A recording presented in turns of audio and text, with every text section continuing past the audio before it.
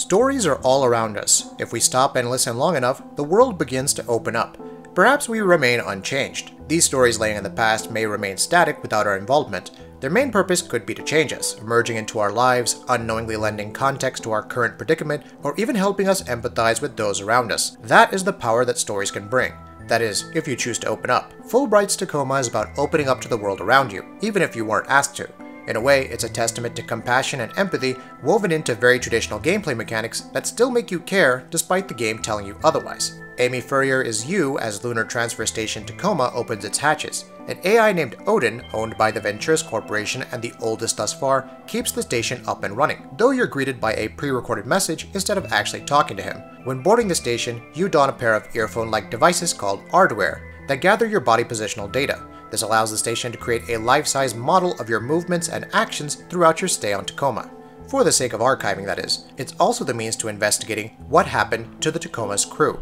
Where did they go? What's up with Odin, and why does the Venturis Corporation prohibit you from talking to him? You start off in the observation module, downloading data from the station and exploring while you wait. Events unravel over a timeline which you can play forwards and backwards or pause at any point. Certain key points will indicate AR data that can be accessed for more information, and at first, they seem like your rudimentary boxes to tick for progressing forward. But whether you want to learn more about the characters or not is up to you.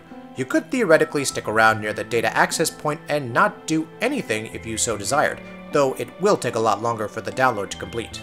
Make no mistake, this is a cast you'll be interested in even if you don't particularly like them. Evie St. James is the station administrator, a forthright leader who's also down-to-earth and approachable. She's in a relationship with the talkative but welcoming operations specialist Clive Siddiqui. Andrew Dugyub is the gentle but somewhat shy and nervous botanist.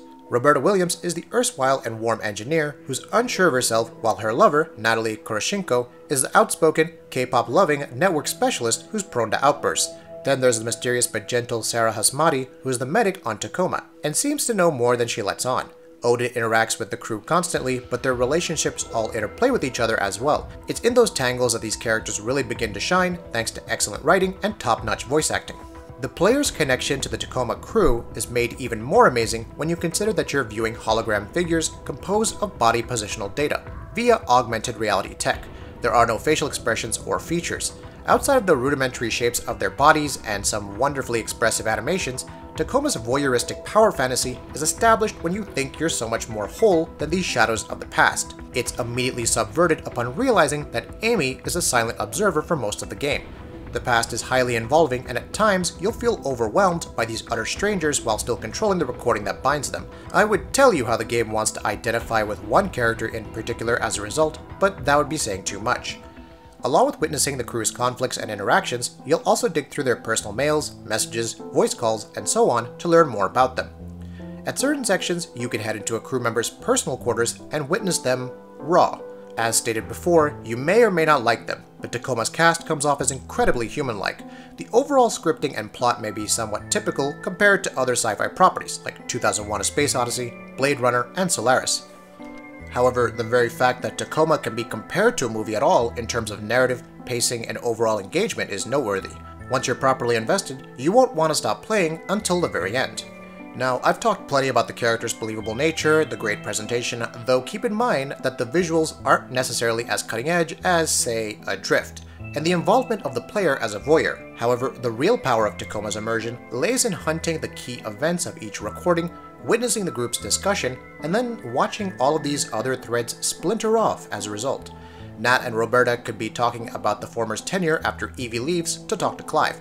The conversation could then be paused and rewound as you catch up to Clive, who's talking to an old friend of his before Evie enters to discuss their future. Meanwhile, Sarah could be prepping for a workout and running into Andrew, who's doing yoga and talking to his son. In the midst of all this, you can explore Clive's quarters and witness the man in his drunken reverie before returning to the previous recording.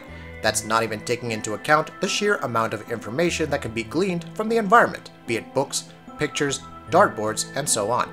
Tacoma lets you explore as much or as little of its story as you want, involving yourself deeper and deeper with its cast until they win you over. It's perhaps for this reason that the game is a relatively short experience. Even with several interruptions in between, it was possible to complete the story and explore a majority of the setting in just a few hours. Some may take issue with this, while others may feel that the story could have been expanded upon even further, or at least gone on for longer. While I do agree on the latter part, I feel that for its length, Tacoma offers a sublime and understated but still powerful experience that stayed with me longer than some games that have lasted for many more hours. That's just me though. Go ahead and queue up the Gone Home in Space comparisons and lol walking simulators comments that you know and love. Jokes aside, despite Tacoma cleverly using its mechanics to tell a compelling story, they're still fairly simple. This is good, don't get me wrong, but at times I wished for a few actual puzzles instead of memorize X passcode or find Y key to Z locker. Also, for all intents and purposes, I wish the game actually allowed you to dynamically influence the story's direction. The observer role is powerful, but it felt like it was pushing me as a player to actually make a change, whether for the good or bad, before settling into a foregone conclusion.